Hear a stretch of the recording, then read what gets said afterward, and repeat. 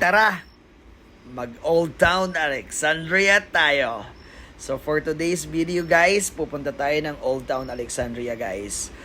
This coming Monday na guys, ang start ng school dito sa Virginia. Dahil dyan, napakaraming mga parating at saka mga ongoing na events para sa mga bata.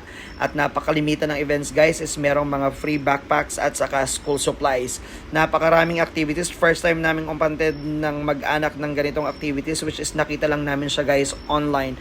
Walang pre-registration pero merong mga certain events na kailangan ng pre-registration. For today's events, wala kaming, nakita lang namin siya on the spot online at tapos nagpunta na lang kami ng Old Town Alexandria. Ang next event guys is dito ginanap sa may Waterfront Park. Sa susunod na video guys, ipakikita ko sa inyo guys ang unboxing ng school supplies na nakuha ng anak ko.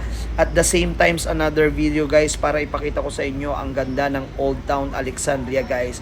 Kailangan nyo guys ng maghapon para masulit at inyong makita ang totoong ganda ng Old Town Alexandria.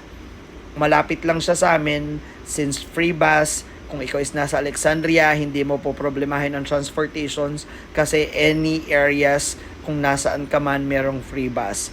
So dito nga, ito na nga yung back to school na event, na second event na pinuntahan namin. So pagpasok mo pa lang guys, pipila ka na dyan. Tapos ang una is registration.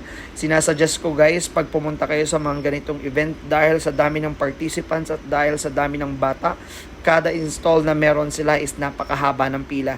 Be particular kung ano talaga ang hanap ninyo, kung bakit kayo nagpunta rito. Since ang pinunta talaga namin dito, ang nakita namin sa internet is yung free haircut at saka kung ano-ano pa. So inuna namin ang free haircut. Pero nag-side syempre kami na kumuha ng food.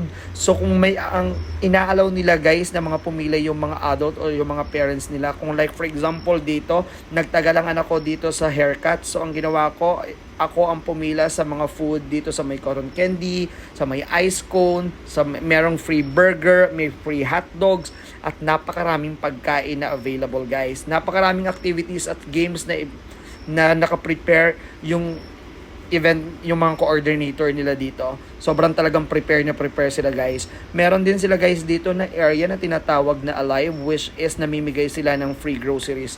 Ito yung guys, yung griller nila, kung kita ninyo kung gaano kalaki. Pero talagang pipila ka pa rin kahit gaano kalaki at gaano karami ang naluluto dyan. Sa haba ng pila guys, it will take you more than 20 minutes bago makakuha ng isang food or bago makakuha ng certain items doon sa pinilahan mo. So, strategy lang guys. So, ito na, nakakuha na ako ng free hot dogs. Napakaraming free chips. Kung hilig nyo ay chips, ay talaga nga naman mananawa kayo. So, ito na yung last na pinilahan namin dahil nga sa sobrang init guys. So, ito na yung kahuli-hulihan, yung face paint na tinatawag. So, ayan, Green Dragon ang napili niya na face paint. So, ito na guys yung last activity namin. Talaga hindi na namin kinaya yung pagod saka yung init. So, pero ipakikita ko sa next video ko guys yung ganda ng Old Town Alexandria.